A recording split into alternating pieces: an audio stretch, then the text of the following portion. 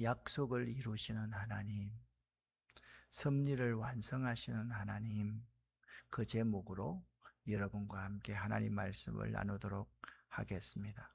하나님께서 우리에게 주시는 말씀, 창세기 46장 3절 4절 말씀, 함께 개역 개정 사판으로 읽겠습니다.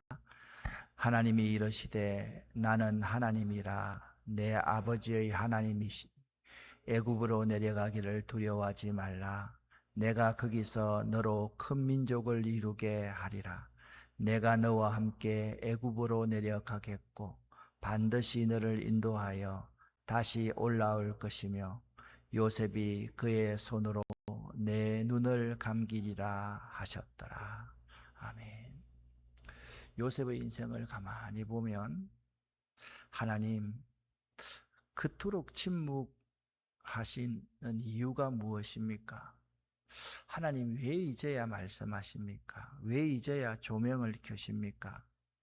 우리는 인생이라는 무대 위에서 자주 이런 하나님의 침묵하심에 대해서 조급해질 때가 참으로 많습니다.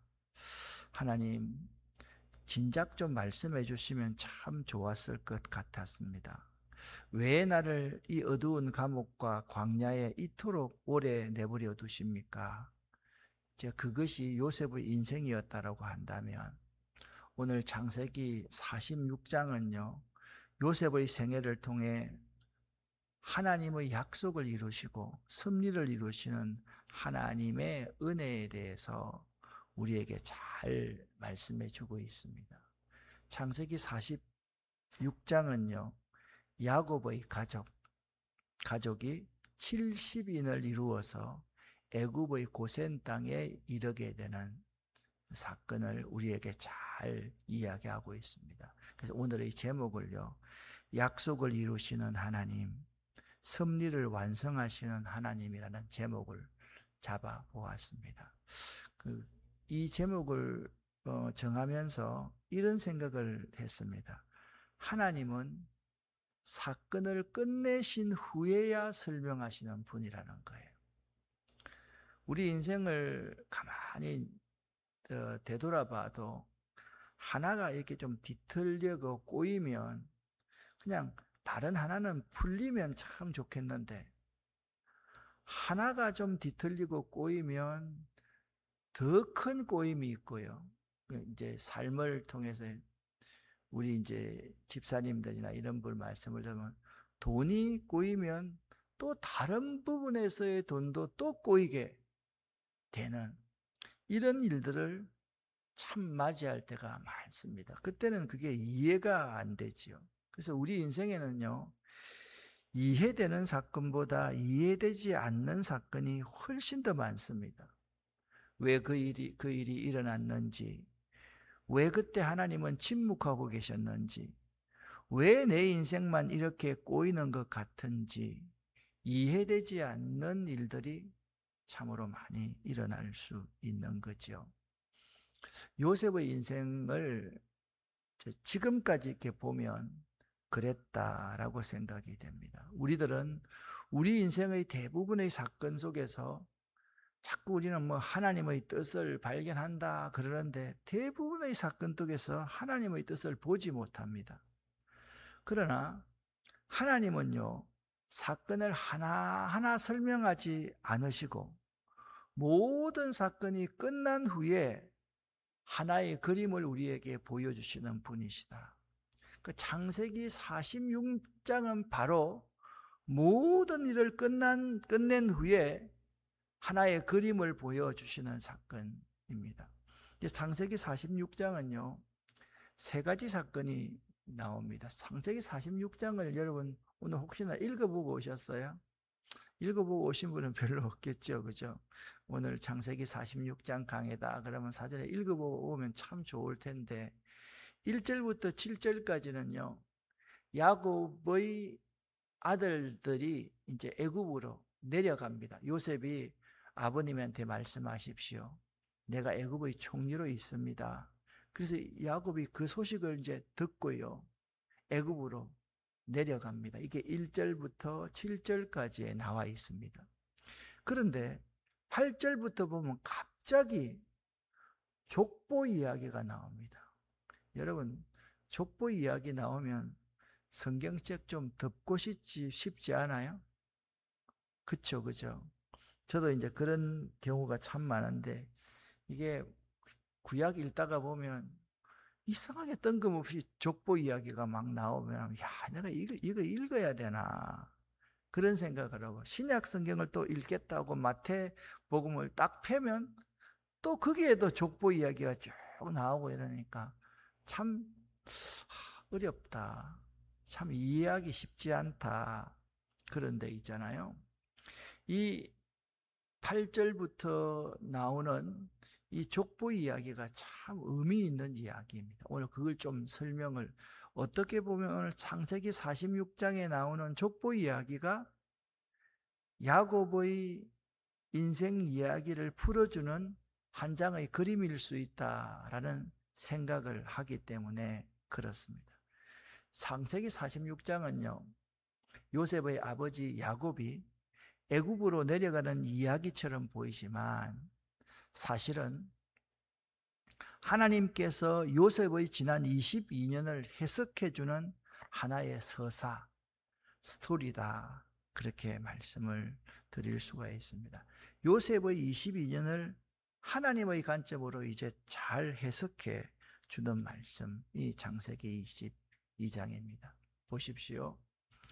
17살에 화려한 채색 옷을 입고 꿈을 꾸었던 소년 요셉. 그러나 그 꿈이 완성 때까지 걸린 시간이 무려 22년이었습니다. 자기가 꿈을 꾸고 싶어서 꿈을 꾼 게 아니에요. 하나님이 꿈을 주시니까 그 꿈 이야기를 형들에게 했을 뿐입니다. 그것도 사실은 하나님이 말씀하시라고 하니까 한 것과 마찬가지입니다. 22년 동안 연출가이신 하나님은 단 한 번도 무대 위에 직접 나타나지 않으셨습니다.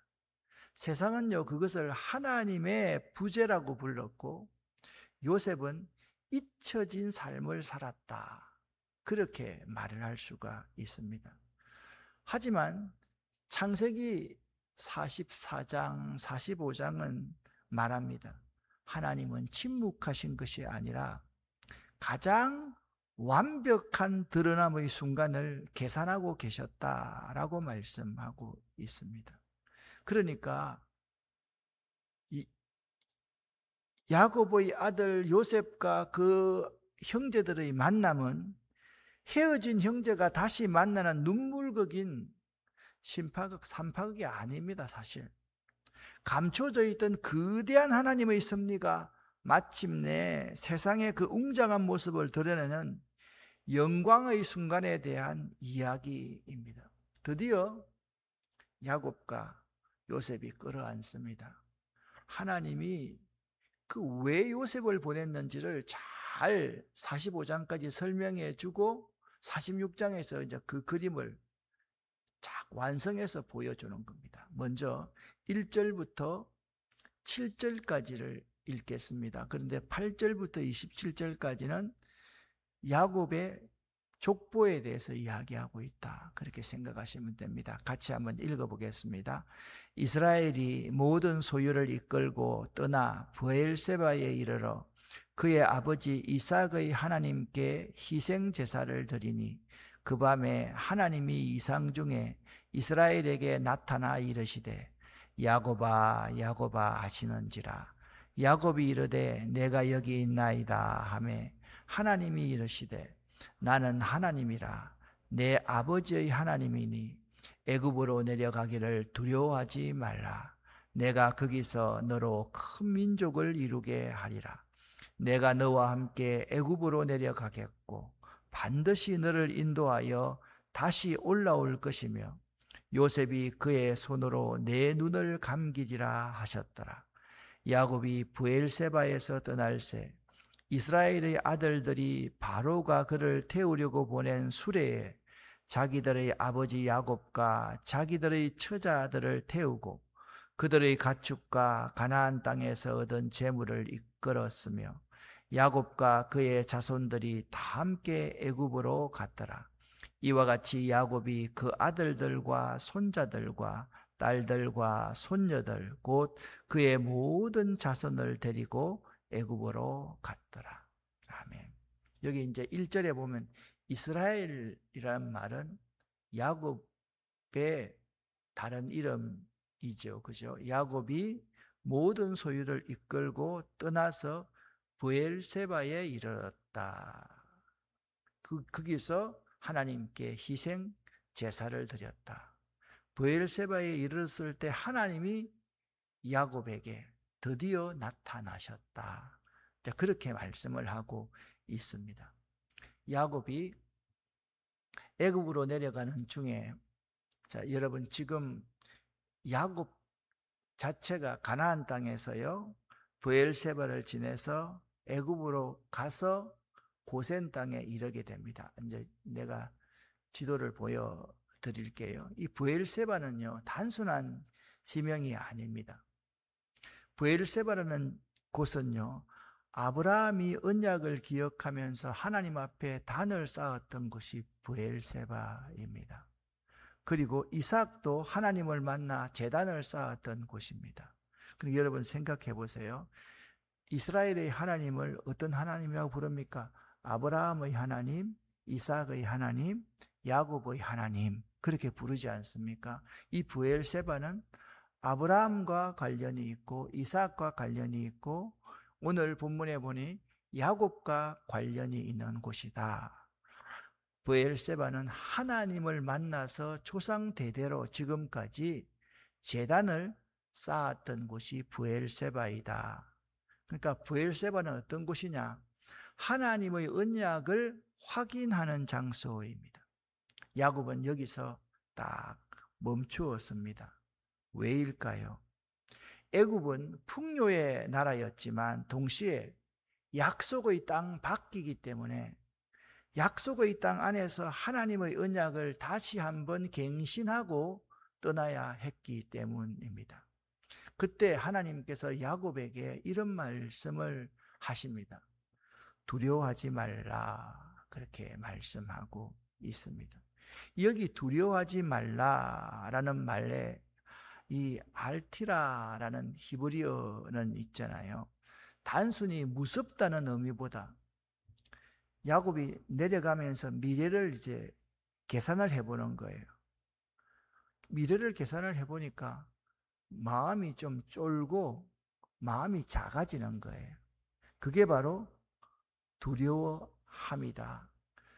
여러분 가만히 생각해 보세요. 가나안 땅에 있는 게 좋겠어요? 애굽 땅으로 가는 게 좋겠어요? 아무래도 가나안 땅에 있는 게 훨씬 더 편리하고 좋겠지요. 그래서 야곱의 마음속에 마음이 이렇게 작아졌다, 좁아졌다, 그런 상태입니다. 야곱이요 믿음이 없어서가 아닙니다.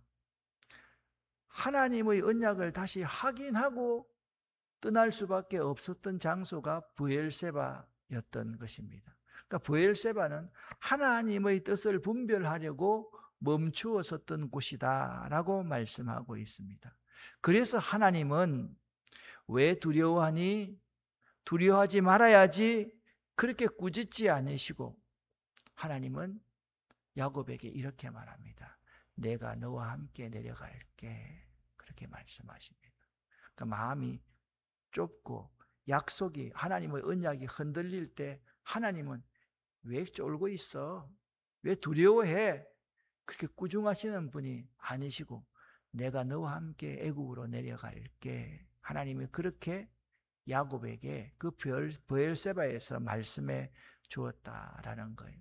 여기 가장 중요한 히브리어 원어가 내가 함께 내려가겠다라는 단어입니다. 이것은 굉장히 놀라운 표현입니다. 하나님이 애굽까지 함께 내려가신다라는 사실을 말씀하고 있습니다.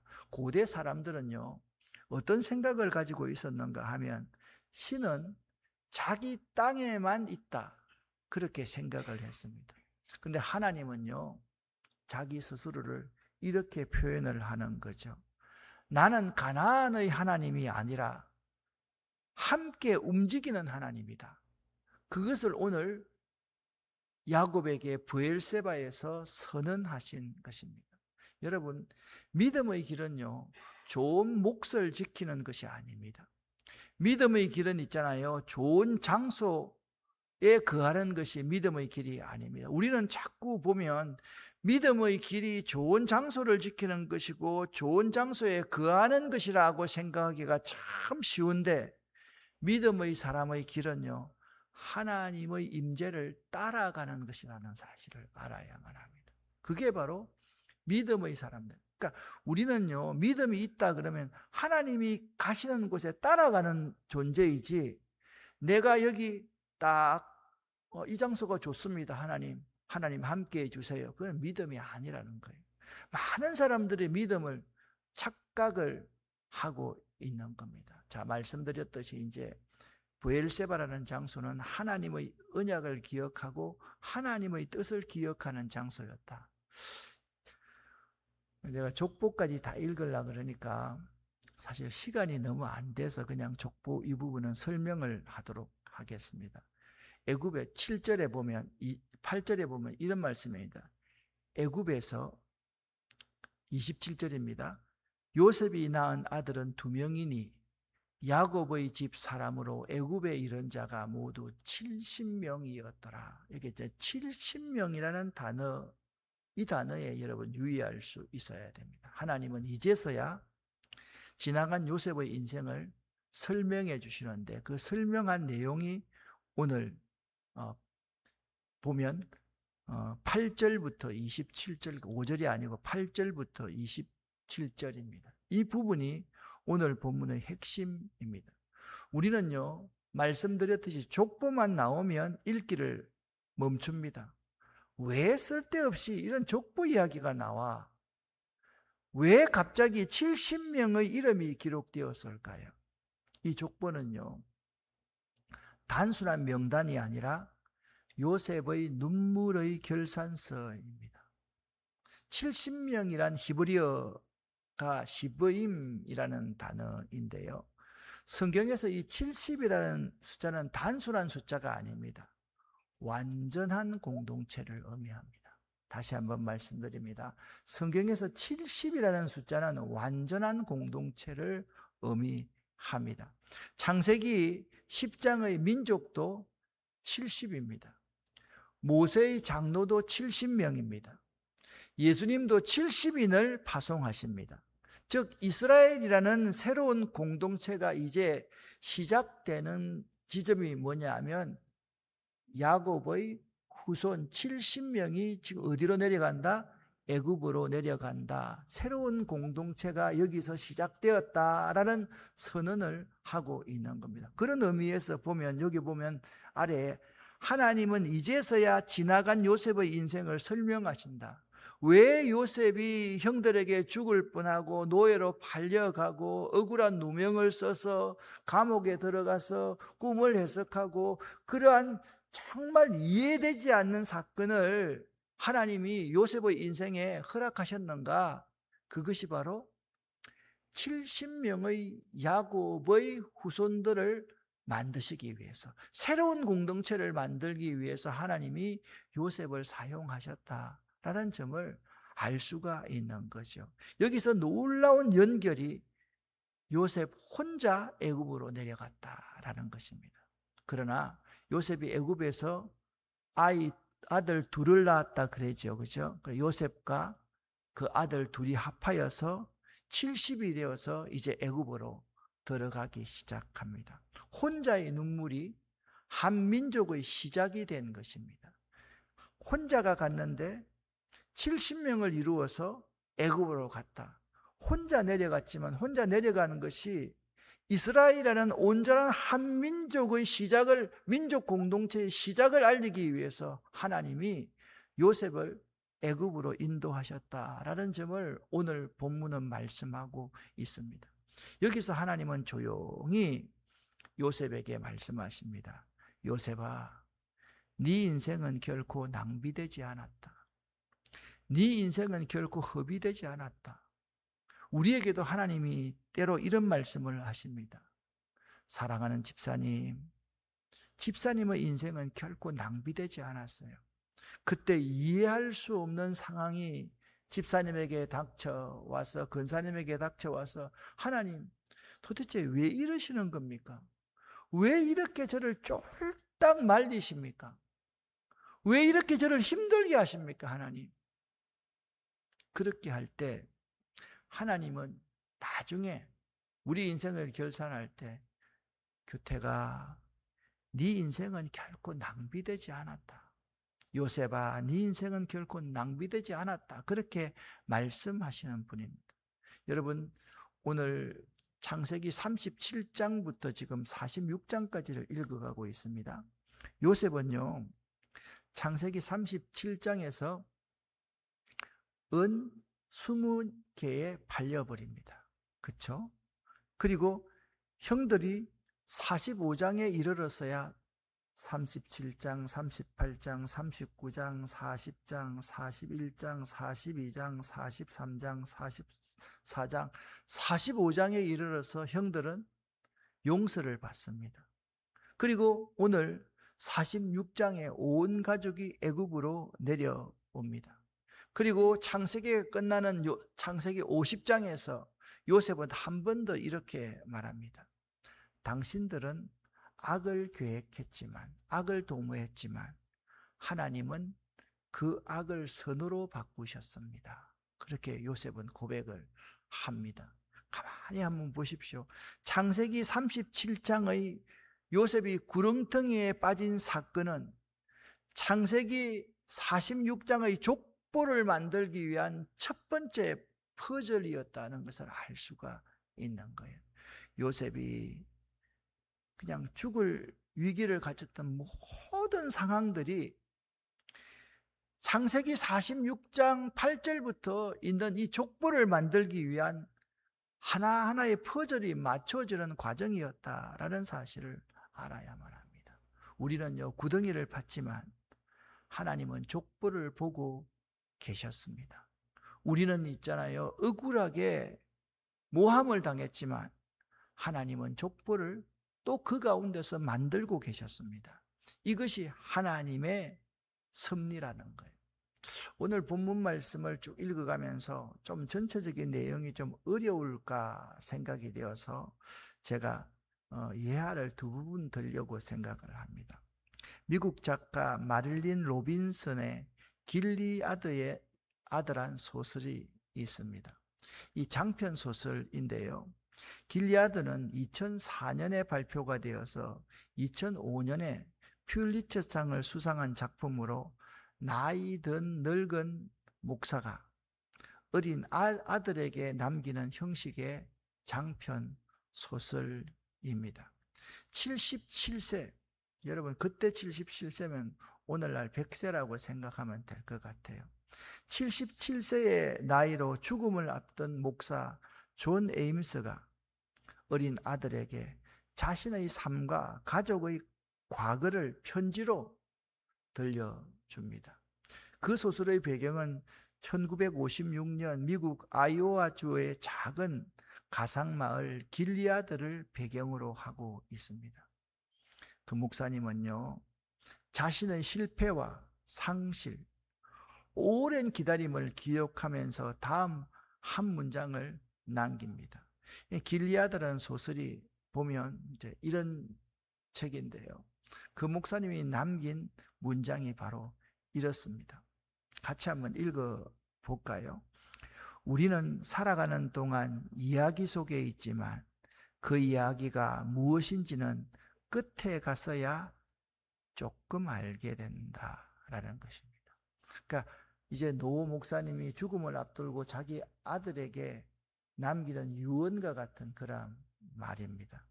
우리는 살아가는 동안 이야기 속에 있지만 그 이야기가 무엇인지는 끝에 가서야 그것도 조금 알게 된다라고 아버지가 그 어린 아들에게 이야기하고 있다라는 겁니다. 존 윌리엄스의 소설 스토너라는 소설이 있습니다. 이 소설은 참 재미있는 소설인데요. 1965년에 발표가 되었으나 당시는 전혀 주목을 받지 못하는 소설이었습니다.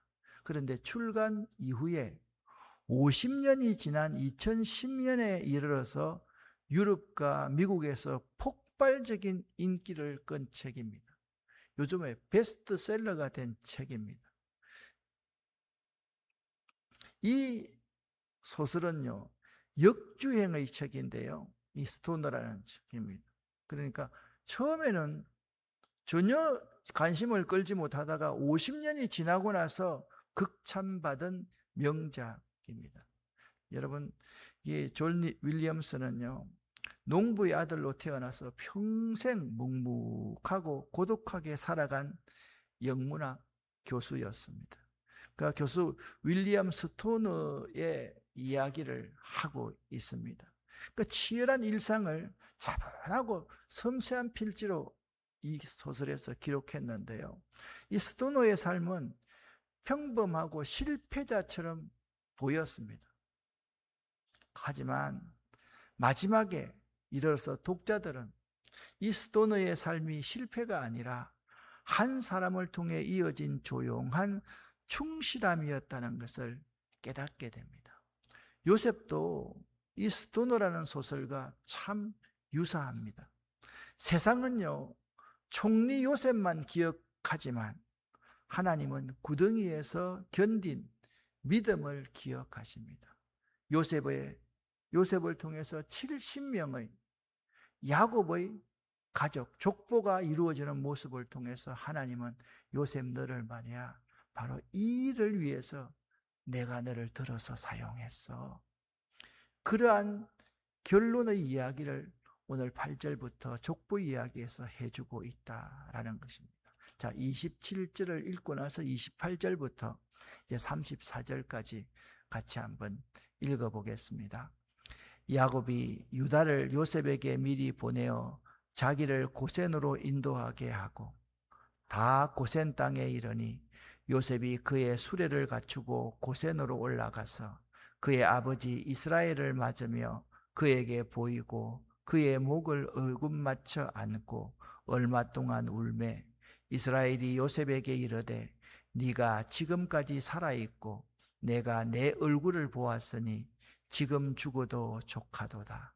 요셉이 그의 형들과 아버지의 가족에게 이르되 내가 올라가서 바로에게 아뢰어 이르기를 가나안 땅에 있던 내 형들과 내 아버지의 가족이 내게로 왔는데 그들은 목자들이라 목축하는 사람들이므로 그들의 양과 소와 모든 소유를 이끌고 왔다 하리니 바로가 당신들을 불러서 너희의 직업이 무엇이냐 묻거든 당신들은 이르기를 주의 종들은 어렸을 때부터 지금까지 목중하던 자들이온데 우리와 우리 선조가 다 그러하니이다 하소서.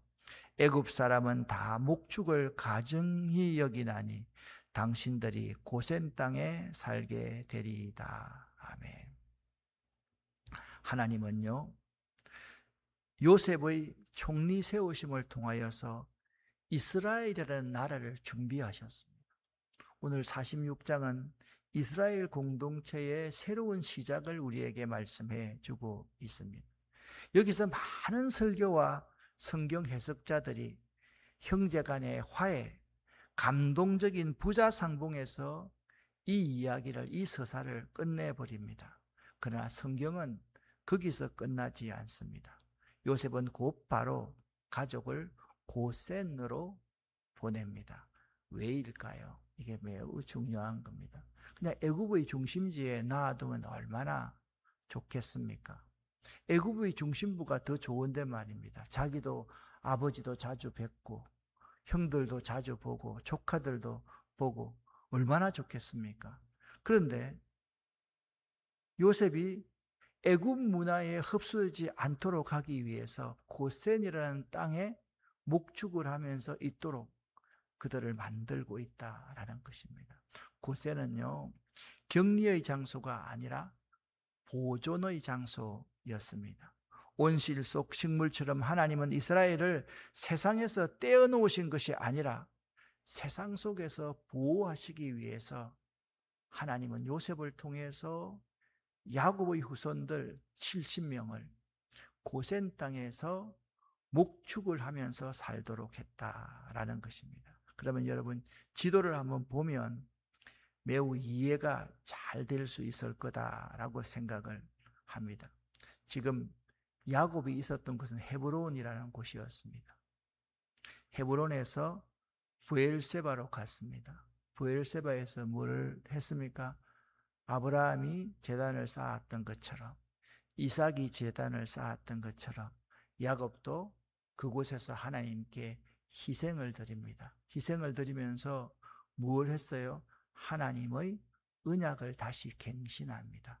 나는 하나님의 언약의 백성이야. 하나님이 내 인생, 우리 이 가문을 책임져 주실 분이야. 그때 이 브엘세바에서 하나님의 약속을 받습니다. 두려워하지 말아라. 그렇게 하나님은 왜 두려워하니? 그렇게 꾸중하지 않으시고 내가 너와 함께 애굽으로 내려가겠다. 이 하나님의 약속의 말씀을 딱 듣습니다. 그리고 그 먼 길을 떠나서 애굽의 변방 고센에 이르게 됩니다. 여러분 가만히 한번 보십시오. 이스라엘 백성들이 출애굽할 때 애굽의 중심에 있었으면 출애굽이 쉬웠겠습니까? 어려웠겠습니까? 어려웠겠죠. 그죠? 다 이곳에 그들을 두시고서 하나님이 애굽으로 말미암아 그들에게 흡수되지 않고 이스라엘 백성들이 잘 보존케 만들어서 여기서 엑소더스 출애굽하여서 하나님의 백성으로 젖과 꿀이 흐르는 가나안 땅에 가게 하시기 위해서 요셉을 들어서 요셉을 그렇게 낮추시면서 애굽으로 노예로 팔려가게 하셨고 그곳에서 하나님이 요셉을 들어 올리셔서 총리 대신이 되게 하고 그 요셉을 통해서 아버지의 모든 아들들이 온전히 이 고센 땅에 머물게 된 것입니다. 그렇습니다. 창세기 46장은요. 야곱이 애굽으로 내려간 이야기가 아니다라고 말씀을 드렸습니다. 이것이 오늘 핵심입니다. 하나님께서 요셉의 인생을 해석하시는 장이 창세기 46장이다라는 것입니다. 야곱이 내려가서 그 잃어버린 아들을 만났어. 그게 아니라 하나님께서 아브라함의 하나님, 이삭의 하나님, 야곱의 하나님께서 이스라엘 공동체의 첫 시작을 애굽에서 시작게 하셨다. 그것도 고센 땅에서 누구를 통해서? 요셉을 통해서 시작하게 하셨다. 그러니까 하나님이 요셉 인생을 해석하는 장이 창세기 46장이다라는 사실을 알아야만 합니다. 구덩이를 판 것은요 우연이 아니었습니다. 노예도 우연이 아니었습니다. 억울한 일을 당하는 것도 우연이 아니었습니다. 감옥도 우연이 아니었습니다. 70명의 족보가 그 모든 질문의 답이었습니다. 오늘 우리의 삶에도 아직 해석되지 않는 사건들이 참 많습니다. 여러분, 많죠? 없어요? 나는 참 많은 것 같아요. 왜 이렇게 내 머리로, 내 삶으로, 내 경험으로 이해되지 않는 일들이 나 가운데 많이 일어나는지 모르겠습니다. 이해할 수 없는 수많은 우리들만의 미스터리가 참으로 많이 있습니다. 그러나 하나님은요, 사건마다 해설을 붙여주시고 주석을 붙이시는 분이 아니십니다. 마침내 모든 퍼즐 조각을 하나하나 맞추어 가셔서 하나님의 구속사적인 그림을 보여주시는 분입니다. 하나님의 계획을 이루시고 하나님의 섭리를 완성하시는 하나님. 그 하나님이 여러분과 제가 믿는 하나님임을 믿어야만 합니다. 그러므로 믿음이란 뭐냐? 모든 이유를 아는 것이 믿음이 아닙니다. 아직 설명되지 않는 시간 속에서도 하나님의 손길을 신뢰하는 것이 믿음입니다. 다시 한번 말씀을 드립니다. 한순간 한순간 내가 미스터리 가운데 있을 때 다 깨닫고 이해하고 설명을 듣는 것이 믿음이 아닙니다. 아직 설명되지 않는 시간 속에서도. 그래서 히브리서 기자는 이렇게 말합니다. 믿음은 바라는 것들의 실상이요 보지 못하는 것들의 증거니, 그렇게 말씀하고 있습니다. 하나님은요, 야곱에게 이렇게 약속하셨습니다. 내가 너와 함께 애굽으로 내려가겠다. 이 하나님이 야곱의 하나님만 되시겠습니까? 이 하나님이 요셉의 하나님도 되었지 않습니까? 요셉은 혼자 애굽으로 간 것 같은데 하나님이 자신보다 먼저 그 애굽에 계시다는 사실을 요셉은 애굽의 총리가 되면서부터 발견할 수 있었던 것. 이게 당신들은, 예? 당신들이 나를 이곳에 보냈다고 생각하지 말고 말도 하지 마십시오. 하나님이 나를 먼저 이곳에 보내셨습니다. 요셉 인생의 파란만장한 서사의 눈물을 하나님은 이스라엘의 탄생으로 바꾸셨습니다. 이게 하나님의 능력입니다. 우리 인생의 파란만장한 이야기들이 참 많지 않습니까? 그 인생의 서사에는 눈물 어린 일도 있고요, 이해 안 되는 일이 있고, 괴로움으로 몸부림치는 일들이 너무나도 많이 있습니다. 근데 하나님은 그런 일들을 통해서 하나님의 일을 해나가시더라라는 것입니다. 그 하나님은 오늘 우리의 눈물과 기다림을 헛되지 않게 하시는 분임을 믿으시기를 예수 이름으로 간절히 축원합니다. 여러분에게 하신 약속을 이루시고 섭리를 완성하시는 신실하신 하나님이시다. 그래서 하나님은 오늘 우리에게 이렇게 말씀합니다. 사랑하는 내 아들아, 내 딸아, 네 인생이 결코 헛되지 않단다. 너를 통해서 내가 일하는 것을 세상에 보일 거니까 그냥 자꾸 하나하나 다 이게 무슨 뜻입니까? 이렇게 묻지 말고 내가 나아가는 그 길을 신뢰하고 따라오너라. 내가 너와 함께 내려가겠다. 그 말씀하신 그 하나님의 약속의 말씀을 딱 믿고 붙들고 하나님이 나와 함께 내려가신다. 내가 정말 어려운 그곳에 있을 때도 하나님이 나와 함께 하신다. 그 사실을 꼭 믿으시기를 예수 이름으로 간절히 축원합니다. 기도하겠습니다.